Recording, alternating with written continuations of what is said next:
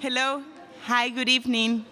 And welcome to DIA Artist on Artist lecture series. I'm Jasmine Raymond, and I work at DIA.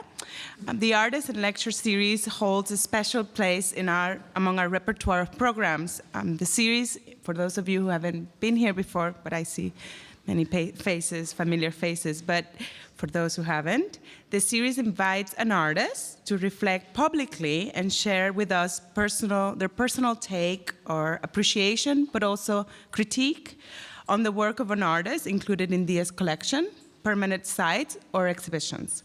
The premise of this method of observation is to generate a discourse from the perspective of an artist, to incite an evaluation, but also an exploration of past and present approaches across generations, and to generate other ways of considering this activity that we call art making, and see it from the point of view of artists and not only theoreticians or critics or historians.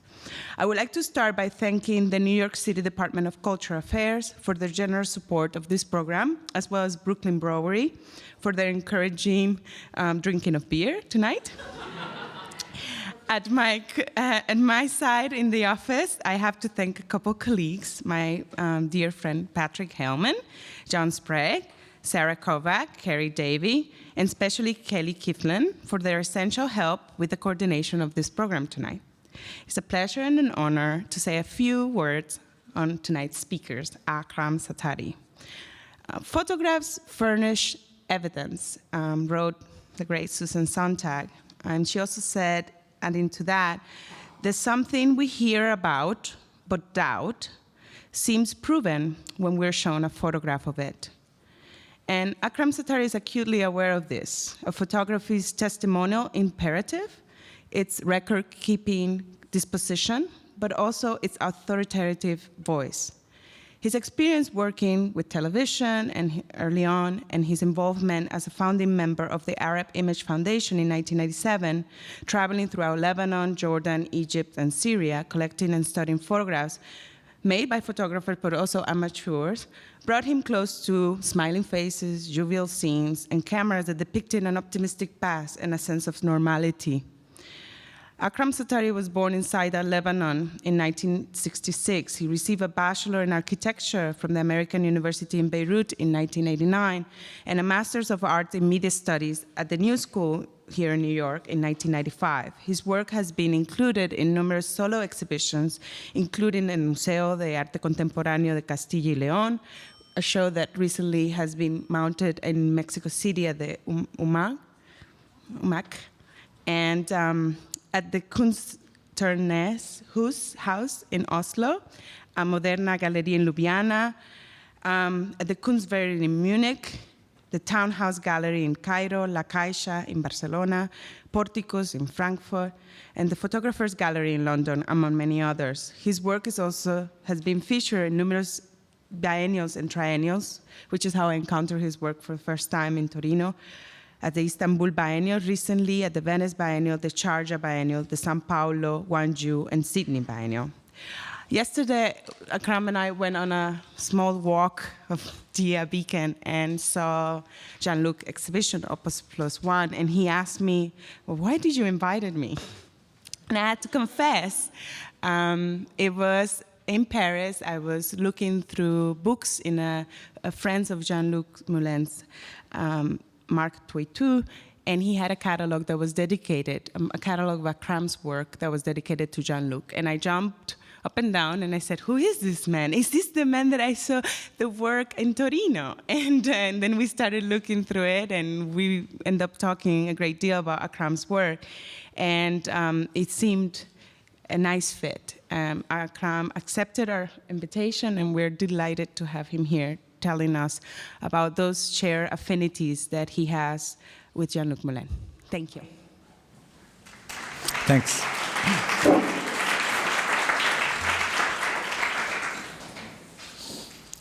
When I dedicated the book Earth of Endless Secrets to the work of Jean-Luc Moulène, it was meant to be like a silent gesture. And I fear that here I'm breaking that silence. I'll start this short talk with 3 gifts from YouTube that I picked from YouTube, dedicated to Mouléne's work. Maybe he is the only one who would realize why I'm picking up these short excerpts, short documents. The first one, folding a T-shirt. And this is, the second one is making a paper glider that flies. And the third one is taking cork out of a glass bottle. The first one, folding a T-shirt, is actually an exercise in order. I wrote it in French because just as a tribute to one of the early works of Jean-Luc, Ordre de l'Ordre. And that's it. Here it is. Okay, I'm going to show you how to fold a T-shirt real quick. And the first thing I'm going to do is I just want to actually flatten out the T-shirt. I'm going to put the collar here to my right.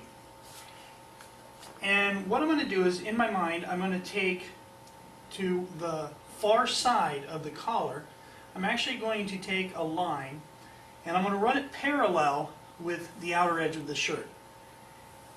And where this line runs parallel, this is where I'm going to end up grabbing with my right hand because I'm right-handed.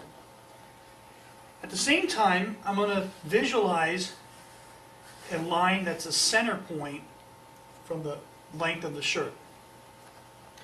And what I'm going to do is I'm going to actually place my finger, my hand, and pinch in the center. I'm going to reach over, grab the edge, lift up, and then I'm going to pull my left arm through. And simply lay it down, flatten it out. There we go. Now the next thing I want to do is I actually want to show you a long sleeve tee and how you would do that. With a long sleeve, it's pretty much the same thing, and the sleeves really don't even get in the way because of it, this type of folding. So again, I'm just going to grab, pinch, pull it through, flatten it out, square it away, and tuck the shirt under, just like that. There we go.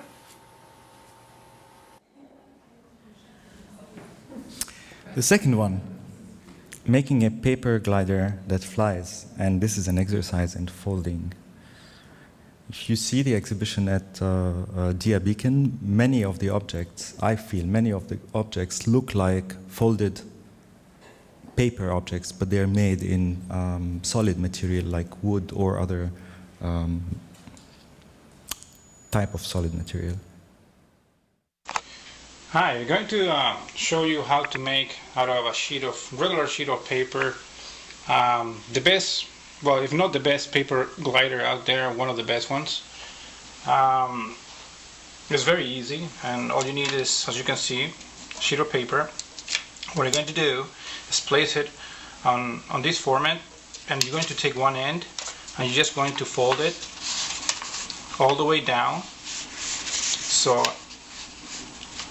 more or less meets the second end, forming a triangle, and you're just going to fold right there. Doesn't need to be exactly a one folding point. It's more or less just fold it down as it is. Okay. Next, you're going to fold this end of the paper one time, 2 times, and one more time, 3 times total.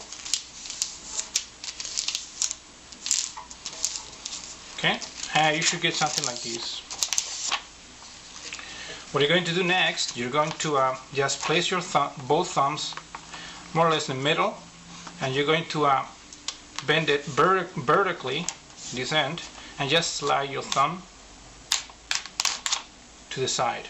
Do the same thing to another end, vertically, slide it to the side. So by doing that, you're going to accomplish that it will be very easy to bend, right? So because the goal as a next step here will be to place both ends of the paper like sliding it like this. They will fit perfectly into each other, as such. And the last modification, or the last step, would be you're going to end up with these two ends or triangles.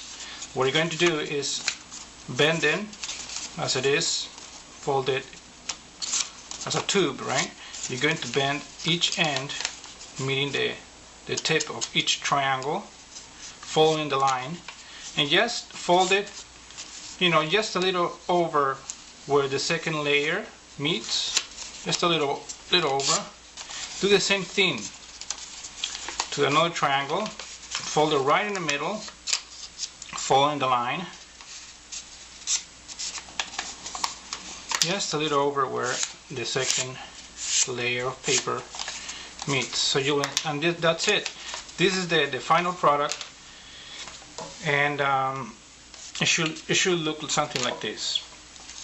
To throw it, all you're going to do is just hold it in the middle and just let go, and it will slide nicely and very smooth, as you're going to see next. And this is the result that you will be getting, hopefully, after your paper slider is done.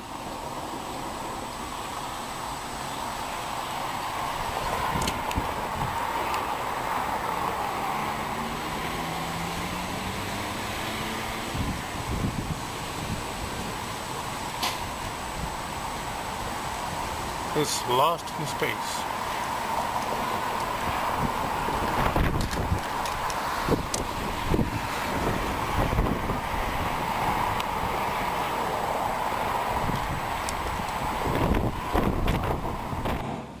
I tried it and it works.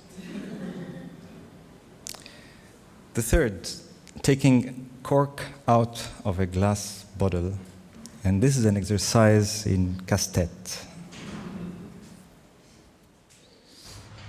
Okay, this is a cool trick I'm going to show you, and if you like, you can make a bet on it. What you have to do, take a cork and put it inside the bottle. You have to make a lot of pressure.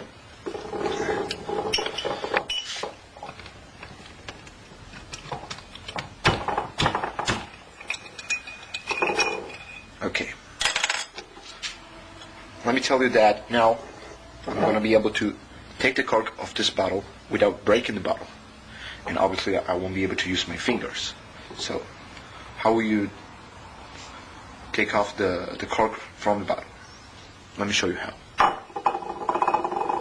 Okay, to take the cork off the bottle, this is what you have to do. Take a plastic bag, roll it, and put it inside the bottle.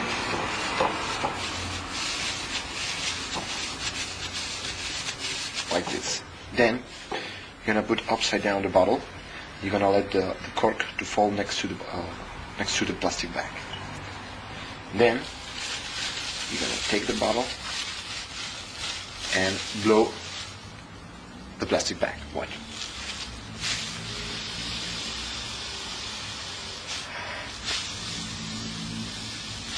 So you blow the bag. What you have to do is pull.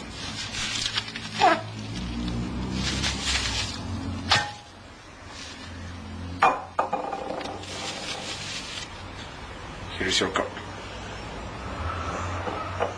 Enjoy. I mean, I have to say my only disappointment with this one is that like you cannot do it when there is wine in the bottle. So there's like, where and how would you encounter a cork in a bottle that you need to actually save or like take out?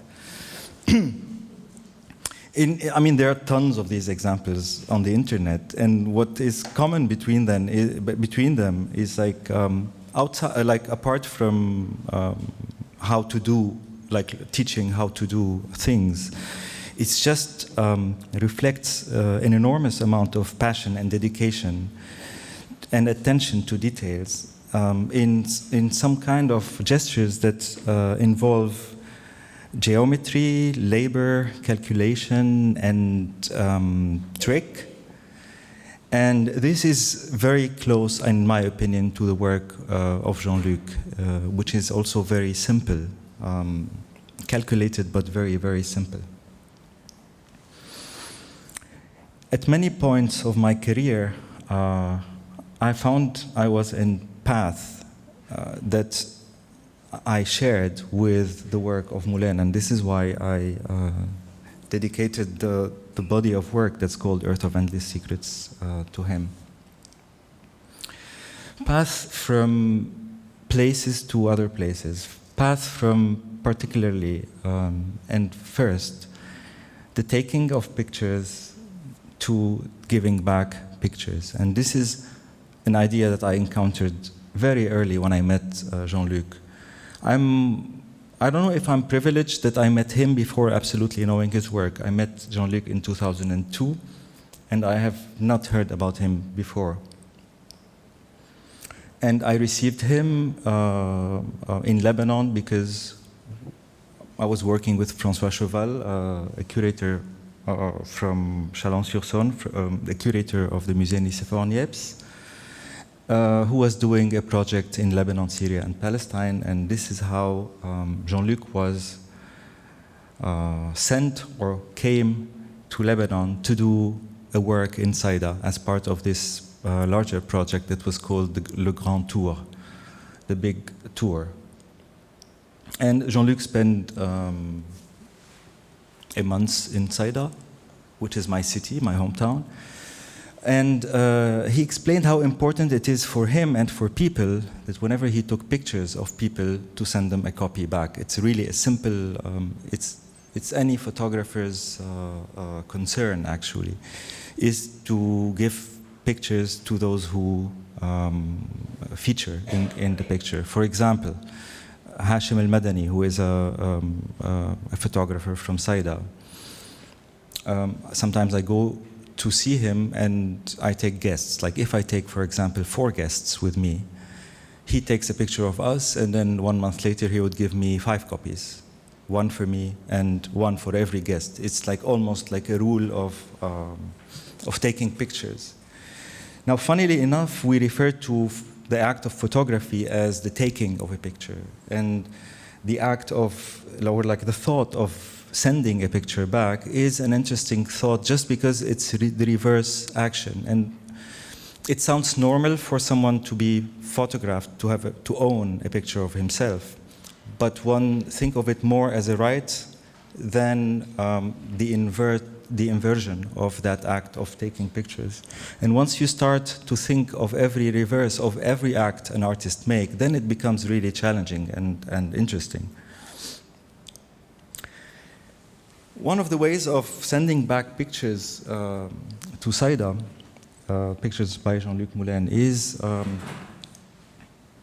well, after a lot of discussions, Jean-Luc decided to do the project in Saïda and not in Beirut, to do it in a public square and not in a closed space, and to take pictures of people and put their images on buildings around that square. So here you see one of the pictures hanging on a balcony.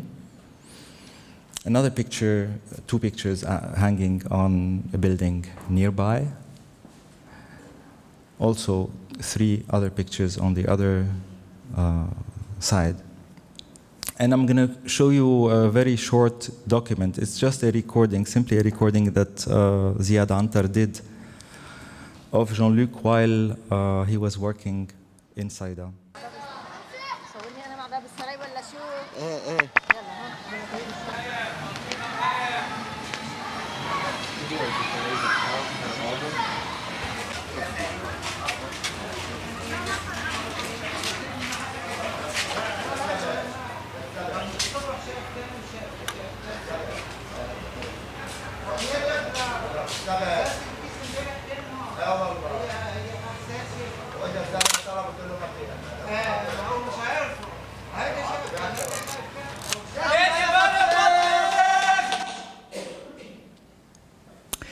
People have always, people inside they were always used to the fact of seeing pictures in a public place, but normally pictures of politicians running for being mayor or running for parliamentary elections, etc. But they were never, or like they would see pictures of martyrs, people who die for a noble cause, but they never imagined they could see people, like images of people in the neighborhood, for example, up on the. I'm not showing this to glorify that act of blowing images of people oversized and placing them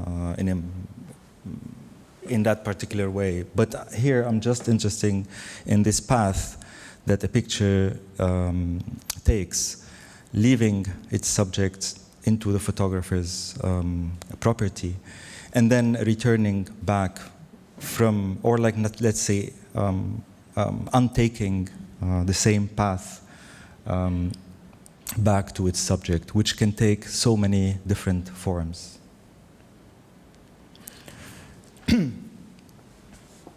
5 or 6 years later, I did a project in Saïda as a way echoing what Jean-Luc and the Musée Nicéphore Niepce did in the city. And I selected 42 pictures taken by Saïda-based photographer Hashim al-Madani and placed them in their locations, in their actual locations in the city, which means these are pictures taken in the 50s in locations that changed use today. So I located those shops. They were all pictures of shop owners standing like this one at the door of their shop. So I located them and contacted the shop owners today and convinced them to have a copy of that picture inside the shop. So what you see is an exhibition that is kind of spread around, a permanent exhibition that is spread around the city, and with the help of the Ministry of Tourism and the Arab Image Foundation, we created a map that shows where the pictures are and which picture is where. And people could just take the map and go around the city and discovering locations and discovering the city. Things like that. Pictures of... these were times in the 50s where there was no electricity, so the only way as a photographer takes a picture of a shop owner is to ask him to move out in the daylight so that the picture can be exposed. That was the first time when I thought, or I challenged myself of like how to reverse that act of taking a picture, projecting it in an urban situation like Saïda. The second time when I thought of Jean-Luc Moulène was when I was struggling with trying to depart from aesthetics and consider less and less aesthetics while taking pictures for the sake of the photography's descriptive power. How can one really focus on photography's descriptive nature as opposed to and shying away from aesthetics, and whether this is or not possible. And what made me think of that was really like, I think it's a historical piece. There are 39 objects of strike, les objets de grève. And I'll show you three of them. These are, in France, there's a tradition of strikes, and very often public institutions or private institutions go on strike. And during those moments, workers continue doing work, but not the regular work. So they kind of take the chance either to produce subversive objects or to produce objects that are absolutely not useful at all. And here it becomes even more interesting. Some of the objects have slogans, so they are like counter-propaganda, and some of them are absolutely silent objects. This is like one of the ones that have like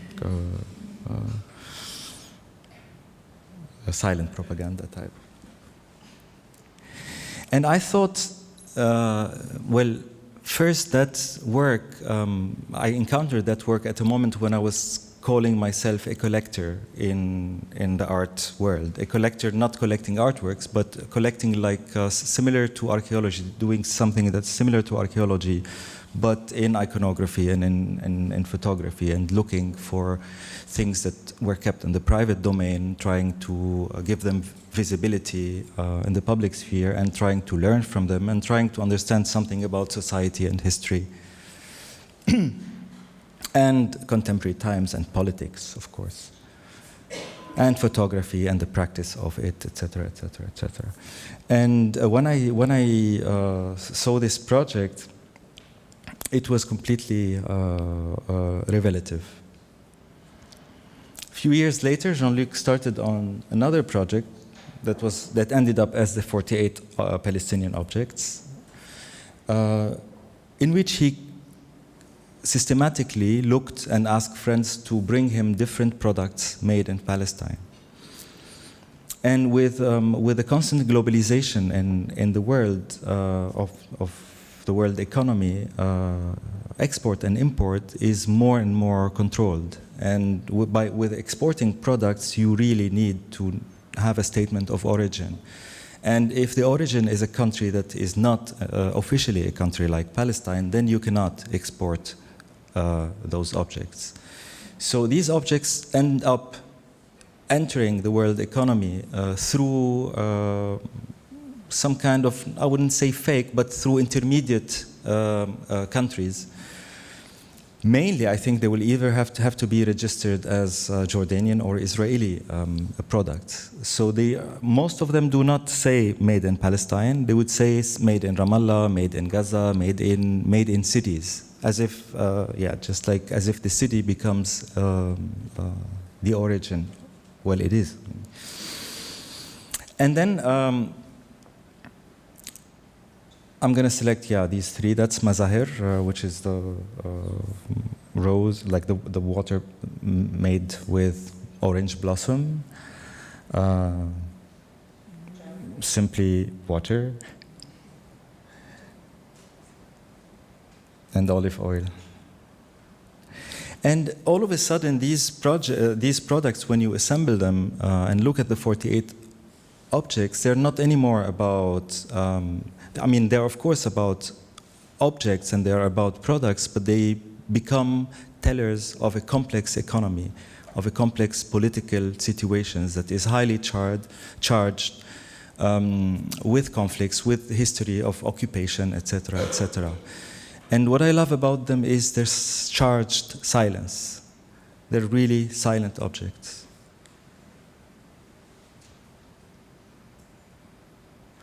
A few years later, that was the same time when I was becoming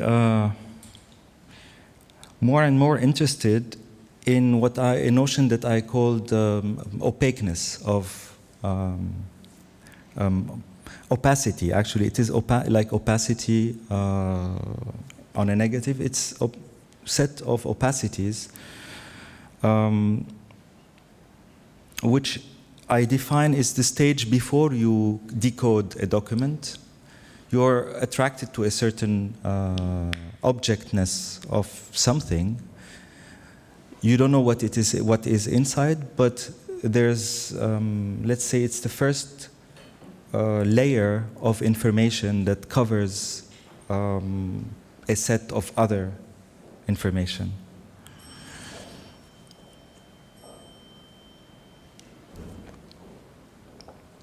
And I realized that I'm developing desires for things I did not desire 10 years before. For example, this, that, and that are objects that I encountered in 1996 when I was making a film called All Is Well on the Border. I never thought of taking pictures of those documents, although I used them. I used the contents of those letters. I used it as data. I used it as text read in a voiceover of that film, but it never crossed my mind. I mean, I thought they're nice, but I didn't at all think of, I think I was not ready to read that kind of message.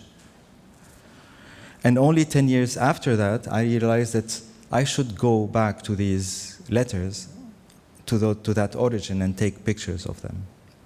These are letters written by Nabi Hawada, who is a former Lebanese political prisoner in Israel. He spent in prison 10 years between 1988 until 1998, from the age of 16 to 26. And these are his letters addressed to his parents and his mother, sent through the Red Cross. And very often there are drawings on the letters, like in this case. The letters did not say anything important, but the look of the letters were just saying, hi, Merry Christmas, Happy New Year, I'm well, I have a lot of friends in prison, we're doing okay, we're happy as much as you are happy, I miss you, of course, but one day I will return, things like that. And it's only then when I took them back and then I kind of re-established contact with this political prisoner, and we worked together on this tiny object that is supposed to be like a time capsule, a letter written by him to another political prisoner who spent 30 years in Israel. And that's a political prisoner with a very particular story, because he killed a family in Israel in 1978 and he was sentenced 50 times for life. And Israel always claimed that they will never let him out. Until 2006, when Hezbollah, actually until 2008, 2 years after Hezbollah kidnapped 2 Israeli soldiers, which caused the summer war of 2006, Hezbollah could negotiate with Israel through intermediates to release this last Lebanese prisoner in Israel. That prisoner was working with the Palestinian faction in 1978, and he went into Israel in a clandestine way to do a military operation.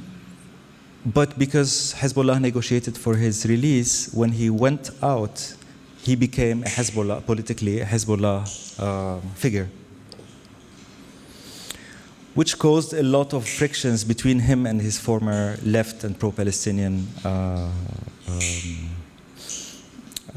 friends, who did not share with him interest or alliance to the Hezbollah. So when Samir al-Kantar, his name is Samir al-Kantar, was released, I asked Nabi if he had anything to tell Samir al-Kantar, things that he could not say today in public, given Lebanon's current political situation. And he said yes, there would be many things he would want to tell him. So I decided to give him this possibility to make a time capsule in which he wrote, and I filmed him writing from a different angle, of course, his letter, the content of which I do not know. And we decided that it will take the form of letters that were written normally in prison in Israel, but that had security-related contents. So therefore, in order to take it out of prison, someone has to swallow it and leave prison. And then, you would leave prison for a medical checkup, or you would leave prison to attend a court case, or you would leave prison if you are transferred to another prison. And for all these inter-prison routes, there are portals to go to, and the portal is normally a place where you can stay 2 to 3 days and meet other prisoners going or coming from different places. It's in those portals where these letters are exchanged. Literally, you have to wait until you go to the toilet take this out from the shit, clean it, and give it to someone else going to the destination who would actually swallow it again and take it with him to prison. So these capsules are swallowed twice, and they have to go in two different bodies before reaching destination. And why they do this? Because they don't want the Israelis to censor those letters and to know exactly what's happening in prisons. So this is not only a political letter, but it's also a document. What Jean-Luc maybe would call like a documented object, because it shows us also the know-how and how these things are made with a lot of passion, with a lot of dedication, and with perfection.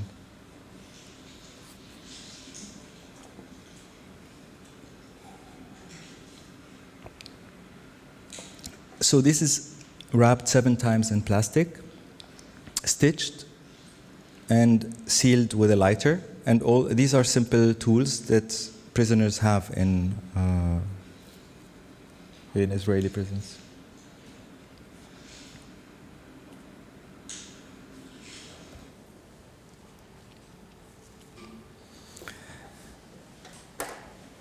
We move to another also time when I realized with well, I think in the 5 or 6 years between 2002 when I met Jean-Luc the first time and let's say 2008, I don't think we met more than 4 times, maybe 4 or 5 times. But every time I was able to cap something. It's exactly like when you have nieces or nephews or children who live in another country. You don't see them, but you live with them. You know that they are growing. You know about them without necessarily meeting them and spending time with them. It's exactly that. So I was. One time he told me, okay, I systematically took pictures of objects, and then now I decided that I think it's more radical to show the objects as opposed to showing the pictures of objects. So if the role of photography is to describe something because it's not there, we can make it there. And we're just like, then it becomes a shortcut. Presenting the object becomes a shortcut for photography. And in my opinion, it does it even better than photography. So it's a more perfect photography. And it's there when I thought it's a path from image to object. And that doesn't cancel the fact that we would still take images, because I think it's really important to do the gesture, the same gesture, in 2 directions. Take the picture and return it, or try to explore how to return it. Do the shift from image to object, but then do again the shift from object to image. And it's only there where you escape being dogmatic about things, I think.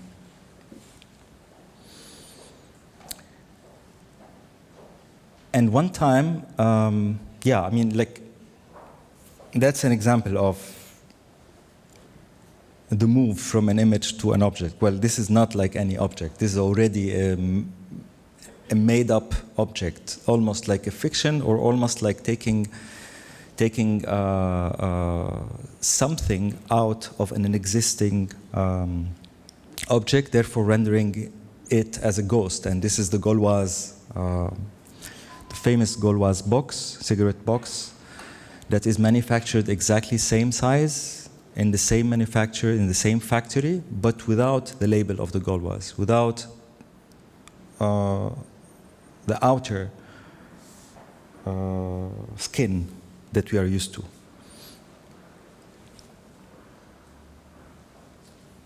And it's that object that one time in Chantal Cruzel's gallery, I encountered this object and I was completely struck, because I was right at the same wavelength. And when I saw this, I said, this is total photography.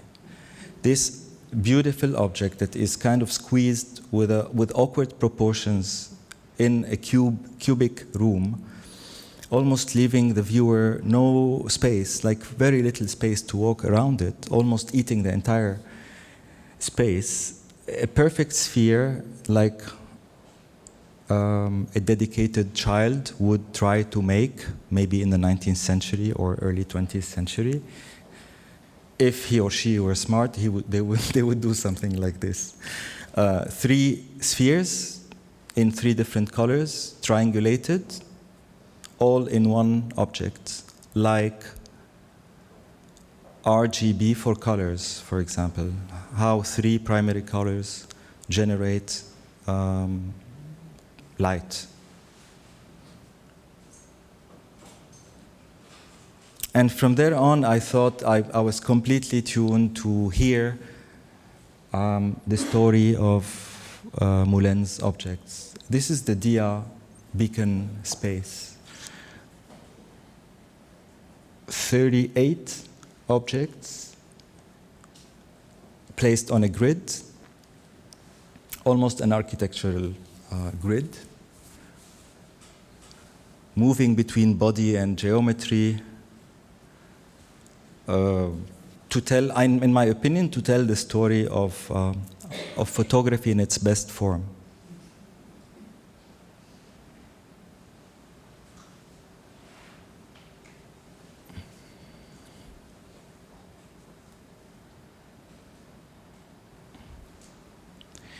Only with such baggage about photography, art, objects, political conflicts, complex narratives of makers, of matrices, different matrices of making things, but also trying to find a solution for something, and sometimes not even considering any function. This is a shot that was taken in 1991 in the National Museum in Beirut. It shows us concrete blocks, 6 or 7 or more, in which the Antiquities Department placed all the objects of the museum at the beginning of the Lebanese War. In 1975, this illuminated head of antiquities decided to pour concrete over all the sarcophagi, and the jewelry and the little statuettes, etc. They were all grouped and placed in cubical dispositions, and they cast concrete on top. And all the different militias and armies who occupied the museum, because it was a strategic location in Beirut on the central dividing line, occupied it without knowing that actually the museum collections were there. And they wrote graffiti on these walls, and they kind of were hiding behind them. And there were rumors that the collection of the museum had been evacuated before the beginning of the war. This is how the Lebanese National Museum was not looted in the 15 years. And from there on, I started developing this idea of the time capsule that can save photography or can save objects from so many risks. And I developed this curious object of that looks like a reinforcement, a steel reinforcement of a foundation, a typical foundation for a single footing that can act like a time. It's a work that I'm developing now that can act as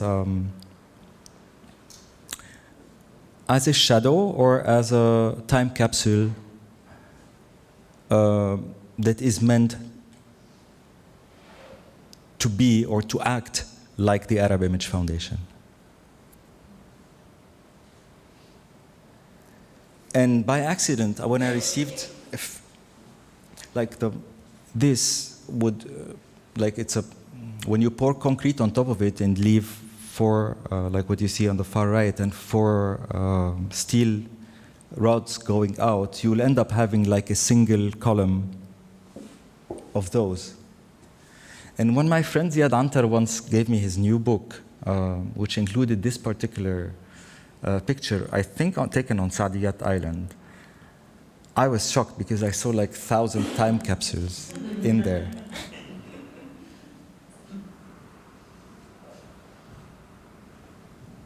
So I thought this is a place where I could wrap all my former studies on photography and encapsulate them in things like that.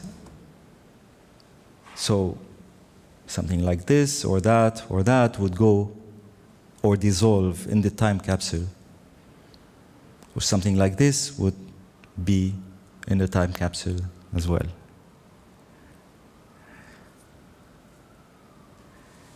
So that's, with this, when I encounter Jean-Luc's work, it's image to object, but it saves photography from the idea of memory, which is an easy idea that can be actually hijacked by power, hijacked by the state, hijacked by dominant cultures.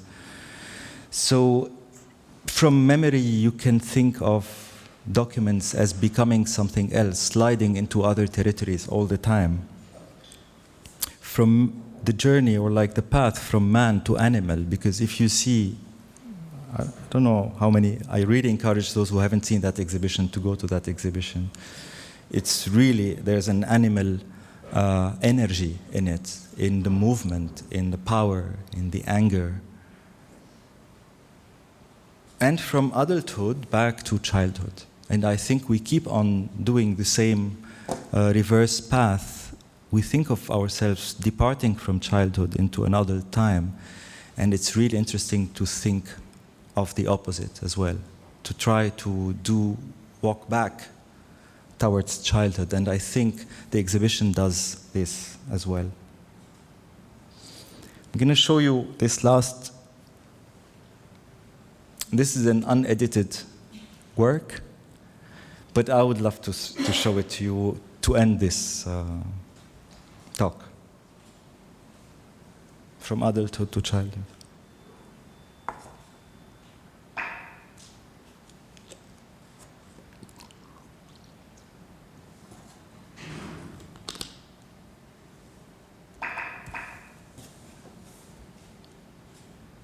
This is a choreography for 2 characters played by 3 figures.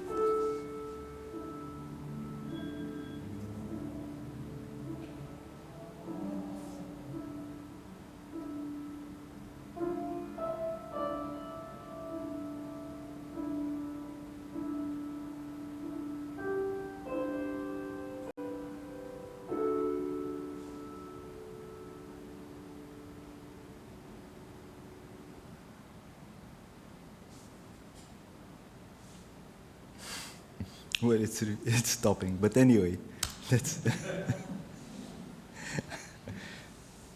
anyway. We are halfway through, but it's good. You got an idea of what I want to say. Thank you.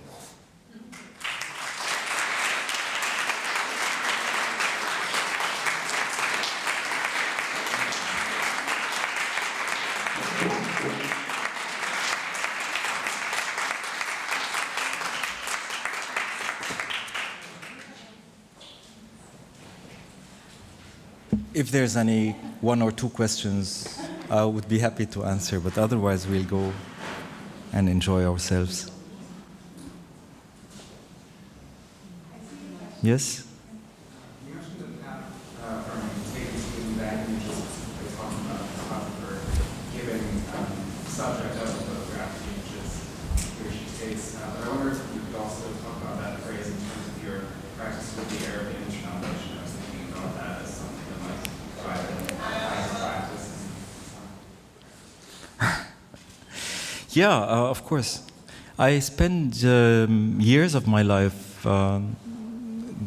going in hidden places and asking people to put in the public domain personal pictures. And with time, I'm not anymore convinced of this. There are two things, one of which is the idea of preservation. The Arab Image Foundation started for the service of a primary mission that is photographic preservation. And I wonder today what is the definition of photographic preservation. I think photographic preservation cannot be a scientific domain primarily what tie people to their pictures is primarily emotions. And if you want to consider that as part of photographic preservation, then strategies should be different. I would start from there, and I would think of how to include emotional attachment to pictures within the program of preservation, and that could dictate sending pictures back. I'm not saying that Arab Image Foundation took pictures from people against their will. Of course not. We signed contracts with every individual. But I think because we were able to convince them with the logic of that important science that is photographic preservation, and they accepted it. They said, okay, our pictures are sick. Maybe it's better for them to stay in a safe place. And I think it's a bit naive to think of photography in that way. Of course, there's a fact that there's all of a sudden, 10 years later, 15 years later, a collection of 500,000 photographs or negatives that is in the custody of the Arab Image Foundation. And this is an enormous cultural wealth and capital as well, and that scares me a bit. So one of the reasons of thinking of reversing the gesture is challenging all those notions that sometimes are taken for granted.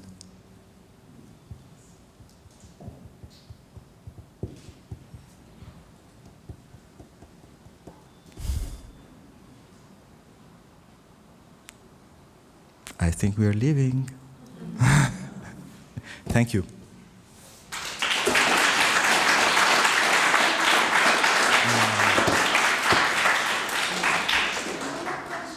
Yes? Do we have one question? If someone is...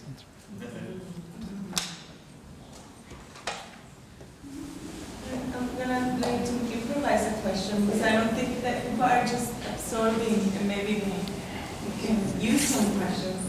So,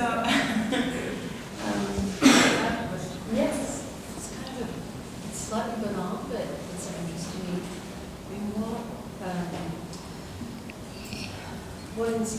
What inspired you or motivated you to make the shift from architecture to photography? good question. I quit architecture because I did not want to be at the service of the building industry in Lebanon. And I wanted to become a filmmaker. But the kind of films I did not interest the industry of filmmaking and ended up being consumed in the art circuit. Yeah. When you realized that you wanted, or you decided that you were going to pursue filmmaking, what sort of films did you think that you might make? I've always wanted, before doing architecture, I wanted to be a filmmaker. But I graduated from school in 1983, right like 1 year after the Israeli invasion, when Saida, my hometown, was still occupied by the Israeli army, and it was a difficult time. So my parents did not want neither my brother nor me to leave the country, and it was a difficult time. So, and Lebanon did not have any film schools back then. So I ended up picking up architecture. I thought I could become an architect, and happily one, but it didn't. It didn't happen. But luckily, I'm happy that I did not study film when I was 18, because otherwise I could have become maybe, I don't know, I could have become a different person. Maybe not, but yeah. No one knows how one's paths are made. Actually, it's interesting to think about that kind of history of yours and look at that time capsule. I mean, there is a structural element. You're saying there's something anti-preservation, but there's something in you that is also, I mean, the material that is like starting to speak out, this idea of like animism in your objects. I mean, maybe you can talk more about. Yeah, I mean, I'm not anti-preservation. I'm from expanding the notion of preservation to include elements from non-scientific, like intangible, unexplainable, and non-scientific elements. And this is an open-ended, like it's really an opened platform. But I found it really interesting that you're also kind of, I like this idea of like the photograph going back to the material. Like there's the materiality of these objects, that there's something in the material that is... Yeah, I mean, poor photographers in the Middle East used to take pictures on glass plates, and then a few years later, when those images are not requested anymore by clients, they would take the emulsion out, scratch the negative, and use them again. And that was never considered like destroying cultural heritage. It's work, it's simply work. And I like that pragmatism also. It's part of the history of photography as well.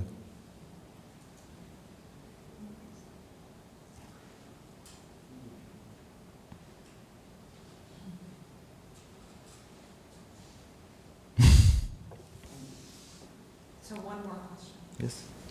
So you're replacing the photos in the shops, of the shops that were not there. Some of them were not there. It's in different shops in the same location. The same location, exactly. So in a way, like if we're like thinking of a revision, you would consider that is... No, I still like this project. I'm not like... No, I'm not but, saying that you're yeah. critiquing it. I'm saying that it would be actually an interesting thing because it's positing the normal kind of, progression of history. And that capturing of the fact that nothing has to remain static in order to be, stable. And it doesn't have to stay the same shop for it to be considered consistent or moving forward. That legacy. Well, this project in particular, I think, is slightly simplistic, but that's it's like a popular project. It's a slightly simplistic project. Let's see if we take those pictures back there, show them to the boutique owners. Let's see what they say. Do they have anything to say? I mean, just in terms of like, if you want to think about concepts of modernity, which is really, it's very much dealing with this idea of accumulation of history, accumulation of, and what you're saying is there's a slightly revisionist way of looking at history that is not dependent on material accumulation. This is my own take from what you just said. Yes, I agree. I agree. I agree. And Yeah. I find that your very simple project is actually maybe have started doing that. The project is a project for life, and the project changes in itself, and it's not my intention neither to observe it while changing. It's a donation to the city, and it's living in the city. Some people decided later to remove those pictures, take them home. It's really up to them to do what they want with them. It's like planting a seed of a tree and leaving to another country. The Madani project is some kind of that open-ended project because I don't control it at all, and I think I will control it less and less. So let's see what happens to it. You talked about Jean-Luc's sculptures as photography by other means. Would you think then of your recent works as photography by other means, or not? Yeah, this last piece is definitely photography, and the time capsule is photography. I mean, I would like to challenge it to be seen as photography. And maybe in the future I like to learn from the projects that I do, and it's not that I learn something and make a project out of what I've learned. It's really the contrary, and I like to live in the shadow of a work and then understand something in it after I make it. It happens within few projects. One last question. Because you've made a number of works that are precisely about this, and you've captured this house. Yes, yes. Burying other people who have buried things or hidden them and then we found. Thank you. But is this something that, as you're saying, Yes. a question that's emerged? When I did In This House, I don't know how many of you know what the film In This House and the body of work that come with it. In This House, in brief, I encountered a photographer, a journalist who told me that he was in the 80s part of a left-wing guerrilla or military faction that served in the Lebanese resistance, and that in 1991 he had written a letter addressed to the house or to the family that owned the house that he occupied with his militia, and put that letter in a military capsule, dug in the ground and buried and left. And I encountered him in 2002, and the letter had been there 11 years. And I told him what happened to it later. He said, nothing, I never returned there anymore. So the film is about the digging of that object, digging out this letter and military object that housed it for 11 years. And after I did this film, I felt that I have, the idea of Earth of Endless Secrets comes from that. And for a while, this has been emblematic of my work, digging out things, hidden things. And I'm really not CNN, like I'm not a journalist, and I really think I should do the reverse. So what I did in Letter to Samir is and what I'm doing now, I'm doing the reverse. It's not like I would never do something like In This House anymore. I would, maybe. But one needs to do both journeys, because you learn a lot from both, in both directions.